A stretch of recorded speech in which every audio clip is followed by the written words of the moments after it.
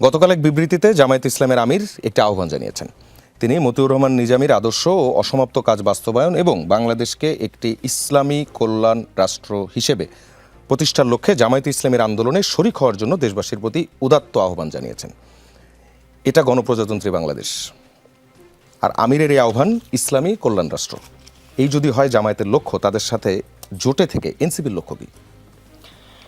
আচ্ছা, নির্বাচন পূর্ববর্তী সময়ে ঠিক এই জায়গাটায় দাঁড়িয়ে আপনি আমাকে এই একই প্রশ্ন করেছিলেন যে এনসিপি আর জামাতের কি আদর্শিক জোট কিনা, বা জোট হলে জোটের অবস্থানটার জায়গাটা স্পষ্ট করার জন্য। তখন আমি ঠিক এই জায়গাটায় দাঁড়িয়ে বলেছিলাম যে এনসিপি এবং জামাতের নির্দিষ্ট এজেন্ডা ভিত্তিক জোট হচ্ছে এবং কোনো অবস্থাতেই আদর্শিক জোট হচ্ছে না। একটি দল আরেকটি দলের আদর্শে মার্জ হওয়ার কোনো সুযোগ নেই, একেবারে কোট আনকোট।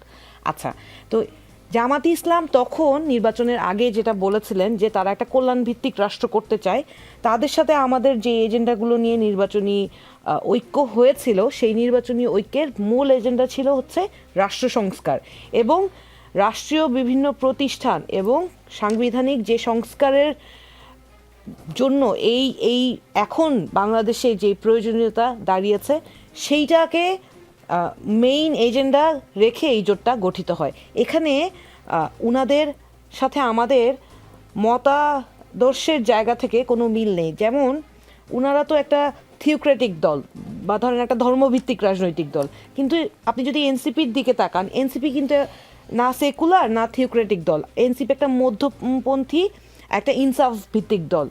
মজার ব্যাপার হচ্ছে এই কথাগুলো যখন বলতাম তখন এইটা নিয়ে অনেক প্রশ্ন হতো। আমরা আলাপ করতে করতে মানুষের সাথে যখন আমাদের নিজস্ব দলীয় অবস্থান স্পষ্ট করতে শুরু করেছি, মানুষ কিন্তু আমাদের দলীয় অবস্থানকে গ্রহণ করে আমাদের সাথে সহ অবস্থান করার, আমাদের রাজনীতিটা করার চেষ্টা করছে। আমরা বিশ্বাস করি ধর্মীয় সহ অবস্থানে, আমরা মানুষের মূল্যবোধের মর্যাদা দিতে চাই। আমরা এই রাষ্ট্রে যাতে মানুষ নিজের নাগরিক মর্যাদা নিয়ে বাঁচতে পারে সেই রাজনীতিটা করতে চাই। আমরা একটা ইনসাফ ভিত্তিক রাজনীতি করতে চাই। এখন বাংলাদেশে আপনি যদি বলেন যে আপনি ইসলাম ভিত্তিক কল্যাণ রাষ্ট্র করবেন, সেইখানে যখন আপনি একটা ধর্মীয় অনুশাসন বা ধর্মীয় চেতনাকে ইনক্লুড করার চেষ্টা করেন, সেইটা কতজন মানবে, এটা একটা বড় প্রশ্ন। আপনি যদি আমাকে প্রশ্ন করেন, হ্যাঁ, আমি আমার ধর্মকে সম্মান করি, আমি আরেকজনের ধর্মকেও সম্মান করি, এবং এই বাংলাদেশে সাম্প্রদায়িকতা রুখে দিতে আপনাকে অবশ্যই যার যার ধর্ম তাকে পালন করার অধিকার দিতে হবে।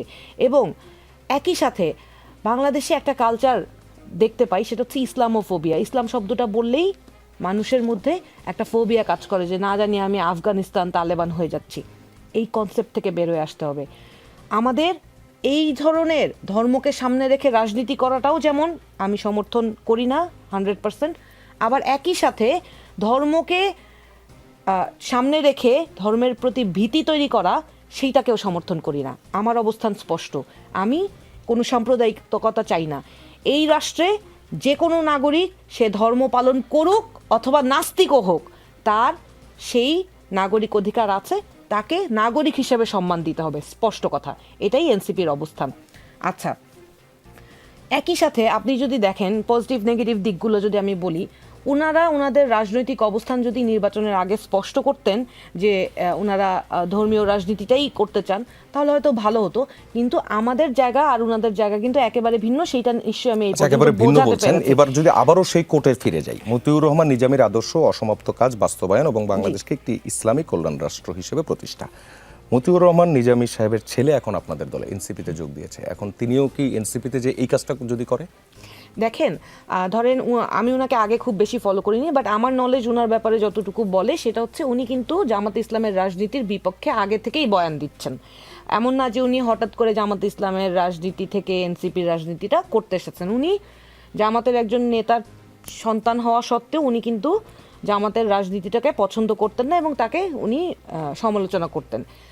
সেই জায়গা থেকে উনি এনসিপির আদর্শটাকে ধারণ করতে পেরেছেন, মনে করেছেন ধারণ করতে চান, সেই জন্য উনি এনসিপিতে রাজনীতিটা করতে এসেছেন। এখন ওই যে একটু আগে বলছিলাম আপনার সাথে কথা বলার শুরুতেই যে একটা মানুষকে যখন আপনি জিজ্ঞেস করেন, বেশিরভাগ বাংলাদেশের মানুষ বলতে পারে না যে আমি ওই রাজনীতিটা কেন করি। বলবে আমার বাবা, আমার রক্তে অমুক দল আছে। কিন্তু দলের আদর্শ কি, লক্ষ্য কি, সেইটাই জানে না। তো এখন তো আমরা নতুন প্রজন্ম যেই রাজনীতিটা করতে এসেছি, সেই রাজনীতিটা আদর্শ ভিত্তিক হওয়া উচিত। আমি আমার আদর্শ কি সেইটা যদি মানুষকে স্পষ্ট করতে পারি, তাহলে আমি তো মনে করি বাংলাদেশের মানুষের জন্য বেস্ট চয়েস এখন এনসিপি। আর এনসিপি নিজস্ব রাজনীতিটা করছে অনেকগুলো জায়গায়। আমি যদি এক্সাম্পল দিই, ধরেন এই মুহূর্তে যেখানে আমি দাঁড়িয়ে আছি, আমি এসেছি সুপ্রিম কোর্ট বার অ্যাসোসিয়েশনের নির্বাচনী প্রচারণার কাছ থেকে। আমাদের এই পর্যন্ত 2024 সালে সর্বশেষ সুপ্রিম কোর্ট বার অ্যাসোসিয়েশনের নির্বাচন হয়েছে। সেই নির্বাচনে বিএনপি এবং জামাত একসাথে জোটবদ্ধ হয়ে নির্বাচন করেছে। আওয়ামী লীগ বিপক্ষে ছিল। তখন শুধু দুটা প্যানেল হতো, আওয়ামী লীগের একটা সাদা প্যানেল আর বিএনপি জামাত জোটের নীল প্যানেলের নির্বাচন। এতদিন ওনাদের যেই আন্ডারস্ট্যান্ডিং ছিল, যেই ওনাদের মধ্যকার যেই বোঝাপড়া ছিল, সেই বোঝাপড়াটা নিয়ে ওনারা এই ভাগাযোগির নির্বাচনটা করতেন। তো 24-এর গণ অভ্যুত্থানের পর ওনাদের জোট ভেঙে যায়। যদিও এখন শুনি যে তার আগেই ভেঙেছে, কিন্তু ওই পর্যন্ত তারা এক ছিলেন। এইবার এনসিপি, যতই আপনারা বলেন জোট, ওটা তো জাতীয় নির্বাচনী একটা এজেন্ডা নিয়ে। সুপ্রিম কোর্ট বার অ্যাসোসিয়েশন একটা পেশাজীবী সংগঠন, এখানে কিন্তু আমরা একসাথে জোটবদ্ধভাবে ইলেকশন করছি না। আমরা আমাদের রাজনৈতিক আদর্শটাকে সামনে রেখে হার জিতের চিন্তা না করে আমরা খুবই অল্প সময়, হয়তো এক সপ্তাহই সময় পেলাম, কিন্তু এই জায়গায় এসে আমরা আমাদের রাজনীতিটা, আমাদের আদর্শটা স্ট্যাবলিশ করবো। আমরা আমাদের মাত্র 6 জন প্রার্থী, কিন্তু এই প্রার্থীদের নিয়ে সামনে এগিয়ে যাচ্ছে। আমরা সুপ্রিম কোর্ট বার অ্যাসোসিয়েশনে ইলেকশন করবো। তবে একটা দুঃখের জায়গার কথা আমি বলে যাই, একটা পেশাজীবী সংগঠনে প্রত্যেকটা আইনজীবীর অধিকার আছে তার প্রতিনিধি কাকে সিলেক্ট করবে এইটা নির্ধারণ করার, কিন্তু এইখানে এসে একটা নির্দিষ্ট গ্রুপ অফ পিপলকে একেবারে ইলেকশন করার অধিকার থেকে বঞ্চিত করা হচ্ছে।